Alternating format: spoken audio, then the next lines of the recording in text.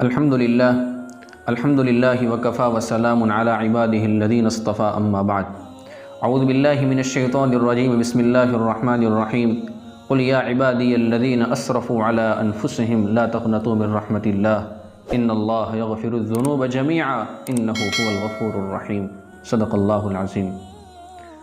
بزرگان محترم، میں آپ حضرات کی خدمت میں ایک بہت زبردست حدیث جو آپ کے دلوں کو خوش کرنے پیش کرنے جا رہا ہوں۔ آپ نے حدیثیں تو بہت ساری سنی ہوگی، جنت کے متعلق آپ نے حدیثیں سنی ہوگی، جنت کے محلات کے متعلق آپ نے حدیثیں سنی ہوگی، لیکن ایک حدیث میں آپ حضرات کی خدمت میں آج وہ پیش کرنے جا رہا ہوں جو شاید آپ نے پہلے سنی بھی ہوگی، لیکن بہت سارے وہ لوگ ہوں گے جنہوں نے زندگی میں پہلی مرتبہ سنی ہوگی۔ قبل اس کے کہ میں وہ حدیث آپ حضرات کی خدمت میں پیش کروں، شروع میں کچھ تمہیدی باتیں میں بتانا ضروری سمجھتا ہوں۔ میرے دوستو، انسان کو جو جنت ملتی ہے وہ اللہ تبارک و تعالیٰ کی رحمت، اللہ تبارک و تعالیٰ کے کرم اور فضل سے ملتی ہے۔ ہم میں سے کوئی بندہ یہ نہ سمجھے کہ میں اپنے کسی عمل کے بلبوتے کے اوپر جنت میں جاؤں گا۔ خدا کی رحمت کے بغیر کو انسان جنت میں کبھی بھی نہیں جا سکتا ہے۔ ایک مرتبہ اللہ کے نبی صلی اللہ علیہ وسلم نے صحابہ کرام کو فرمایا، میرے صحابہ، کوئی انسان اپنے عمل کے بلبوتے کے اوپر جنت میں نہیں جائے گا۔ صحابہ کرام نے سوال کیا، یا رسول اللہ، کیا آپ بھی نہیں جا سکتے ہیں؟ اللہ کے حبیب صلی اللہ علیہ وسلم نے فرمایا، ہاں میں بھی نہیں جا سکتا ہوں، مگر یہ کہ اللہ تبارک و تعالیٰ کی رحمت مجھے ڈھانپ لے۔ امام الانبیاء صلی اللہ علیہ وسلم جیسی شخصیت جب اللہ تبارک و تعالیٰ کی رحمت کی محتاج ہو تو میں اور آپ اللہ تبارک و تعالیٰ کی رحمت کے کتنے محتاج ہیں۔ اللہ تبارک و تعالیٰ کی رحمت کے متعلق میں ایک دو باتیں آپ حضرات کی خدمت میں پیش کروں کہ اللہ کی رحمت کیسی نرالی ہے، اللہ تبارک و تعالیٰ کی رحمت کیسی پیاری ہے۔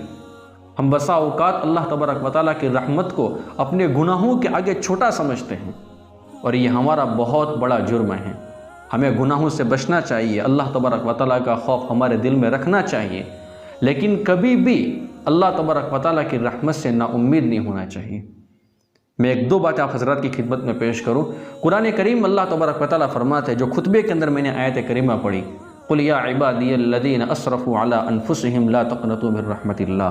میں اس آیت کا خلاصہ بتا رہا ہوں، اس کا ہو بہو ترجمہ نہیں کرتا ہوں، یہ ایسا ترجمہ کرنے جا رہا ہوں کہ جو ہمارے دلوں کو چھو لے۔ اللہ تبارک و تعالیٰ فرماتے ہیں، اے میرے وہ بندو، پیار دیکھے اللہ تبارک و تعالیٰ کا، اے میرے وہ بندو جو گناہ کر کر کے تھک چکے ہیں، عاجز آ گئے ہیں اپنے گناہوں سے، لا تقنطوا من رحمت اللہ، میرے بندو میری رحمت سے کبھی بھی نا امید مت ہونا۔ ان اللہ یغفر الذنوب جميعا، اللہ تبارک و تعالیٰ تمہارے سارے گناہوں کو معاف کر دے گا۔ کیوں؟ انہ هو الغفور الرحیم، اللہ تبارک و تعالیٰ کی تو ذات ہی ایسی ہے جو معاف کرنے والا بھی اور رحم کرنے والا بھی ہے۔ ایک اور بات میں آپ حضرات کی خدمت میں پیش کروں، رحمت کے متعلق کبھی انشاءاللہ میں مستقل ایک بیان کروں گا، جس سے ہمیں سمجھ آئے گا کہ قرآن کریم کی آیت کی روشنی میں اللہ تبارک و تعالیٰ کی رحمت کیسی ہے، اور حدیث مبارکہ کے اندر اللہ کے نبی صلی اللہ علیہ وسلم نے اللہ تبارک و تعالیٰ کی رحمت کے متعلق کیسی کیسی باتیں ارشاد فرمائی ہیں۔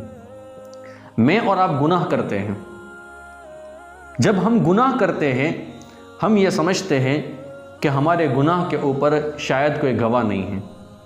قرآن کریم کی روشنی کے اندر ہمارے ہر گناہ کے اوپر 4 گواہ موجود ہوتے ہیں، اور چاروں گواہ یہ قرآن کریم سے ثابت ہیں۔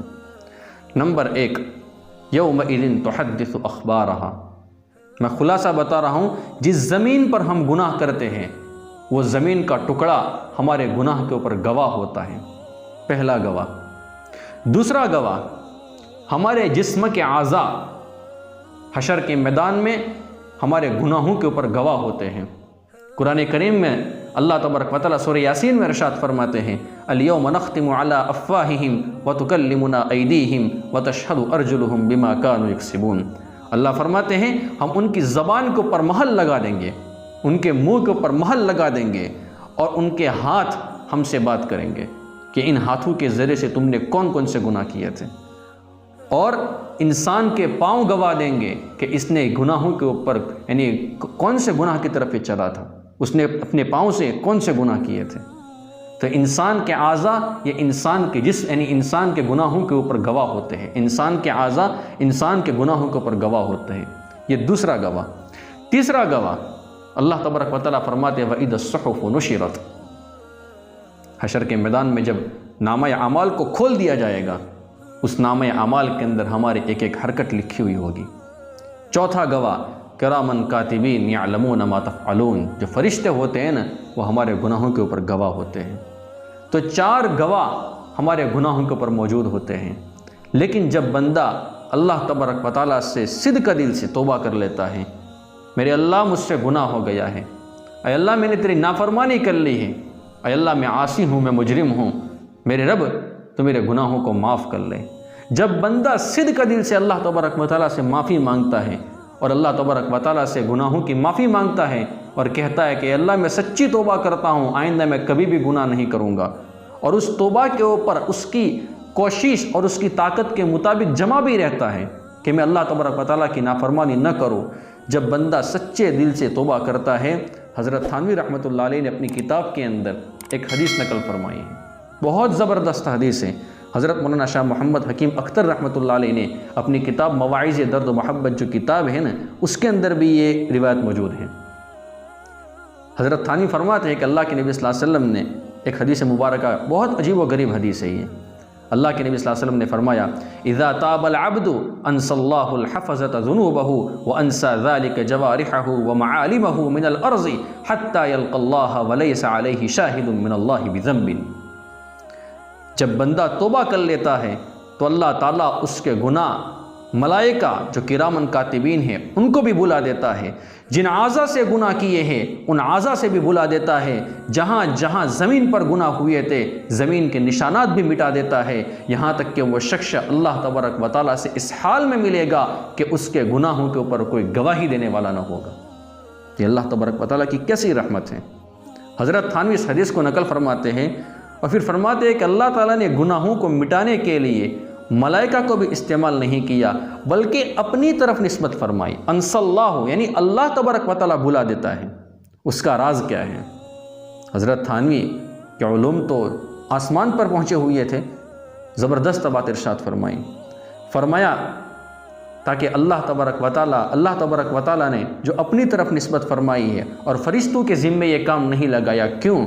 اس لیے کہ فرشتے قیامت کے دن میرے بندے کو تانا نہ دے، میرے بندے کو یوں کہہ دے کہ تم تو بڑے گنہگار تھے، ہم نے تم پر احسان کیا ہے کہ تمہارے گناہوں کو مٹا دیا ہے۔ میرے بندوں کو فرشتوں کے احسان میں رہنا پڑے گا۔ اللہ تبارک و تعالیٰ نے اپنے بندوں کو فرشتوں کے احسان سے بھی بچا لیا ہے۔ یہ اللہ تبارک و تعالیٰ کی کیسی رحمت ہے۔ ہمیں اللہ تبارک و تعالیٰ کی رحمتوں کی قدر کرنی چاہیے، اللہ تبارک و تعالیٰ کی رحمتوں سے امید بھی رکھنی چاہیے، اور اللہ تبارک و تعالیٰ کا خوف بھی ہمارے دل میں ہونا چاہیے۔ الایمان بین الخوف والرجاء، ایمان ہوتا ہی ہے خوف اور امید۔ جوانی کے عالم کے اندر خوف ہمارے دل میں غالب ہو، اور جب بڑھاپا آ جائے، جب داڑھی سفید ہو جائے، تو پھر اللہ تبارک و تعالیٰ کی رحمت ہمارے دل میں، اللہ تبارک و تعالیٰ کی رحمت کی امید ہمارے دل میں زیادہ ہونی چاہیے۔ اب میں اصل حدیث کی طرف آتا ہوں کہ جنت کے متعلق ہے۔ جنت میں اللہ تبارک و تعالیٰ نے ایک محل بنایا ہے، یہ بہت زبردست حدیث ہے، یہ ہمارے دلوں کو خوش کر لے گی۔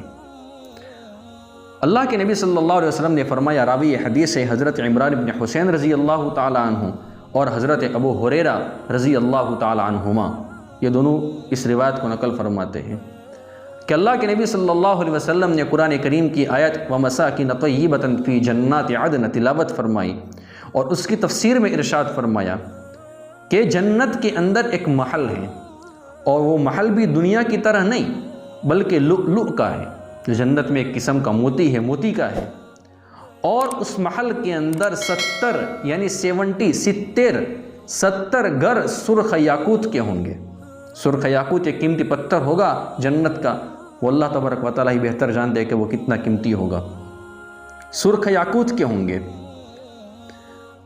پھر ہر گھر کے اندر 70 کمرے ہوں گے، اور ہر کمرے میں پھر ہر گھر میں 70 کمرے ہوں گے، اور وہ کمرے بھی سبز زمردہ کے ہوں گے، اور ہر کمرے میں 70 تخت ہوں گے، ہر تخت پر ہر رنگ کے 70 پلنگ ہوں گے یعنی بیڈ ہوں گے، اور ہر پلنگ پر حور عین میں سے ایک عورت ہوگی، اور ہر کمرے میں 70 دسترخوان ہوں گے، ہر دسترخوان پر 70 قسم کے کھانے ہوں گے، اور ہر کمرے میں 70 لڑکے اور 70 لڑکیاں خدمت کے لیے موجود ہوگی۔ اللہ تبارک و تعالی ہر مومن کو ہر صبح میں اتنی طاقت عطا فرمائے گا کہ وہ ان نعمتوں سے فائدہ اٹھا سکے۔ اس حدیث سے معلوم ہوا کہ اس محل کے اندر سننا اس محل کے اندر 2 کروڑ 40 لاکھ 10,000 حور عین ہوگی، اور اتنے ہی رنگ کے کھانے ہوں گے، اور اتنے ہی خادم اور خادمائیں ہوگی۔ یہ کیسی اللہ تبارک و تعالیٰ کی رحمت ہے۔ دنیا کے اندر اگر ہم اپنے آپ کو حرام کاموں سے بچائیں گے، ہمارے آنکھوں کو گندگی سے بچا دیں گے، تو اللہ تبارک و تعالیٰ انشاءاللہ ہمیں آخرت میں ان نعمتوں سے سرفراز فرمائے گا۔ اللہ تبارک و تعالیٰ مجھے اور آپ کو یہ نعمتیں محض اپنے فضل، اپنے کرم اور اپنے لامحدود رحمتوں سے عطا فرمائے۔ اقول قولی ھذا واستغفر اللہ، وآخر دعوانا ان الحمد للہ رب العالمین۔